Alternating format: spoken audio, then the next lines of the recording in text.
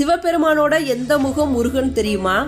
சிவபெருமானோட அறிவு முகம் விநாயகர், ஆக்ரோஷமான முகம் பைரவர், அமைதியான வடிவம் தட்சிணாமூர்த்தி, ஆனந்தமான வடிவம் நடராஜர், கருணையான வடிவம் தான் கந்தனாகிய முருகன். அதனாலதான் கருணை கடலை கந்தா போற்றின்னு சொல்றோம். முருகப்பெருமான் அன்பர்களுக்கும் அடியார்களுக்கும் அறக்கருணையையும், தீயவர்களுக்கும் பகைவர்களுக்கும் மரக்கருணையும் செய்பவன். தன் அடியார்களுக்கு வரும் மகிழ்ச்சிதான் தனக்கு ஏற்பட்ட மகிழ்ச்சியாக முருகன் எண்ணுவான். அது மட்டுமல்ல, தன் அடியார்களின் பகைவர்களை தன்னுடைய பகைவர்களாக முருகன் எண்ணிக்கொள்வான். அதுதான் திருச்செந்தூரில் நடந்தது. முருகப்பெருமானுக்கும் அரக்கர்களுக்கும் எந்தவிதமான தனிப்பட்ட பகையும் இல்லை. ஆனால் முருகப்பெருமானை சரணடைந்தார்கள் தேவர்கள்.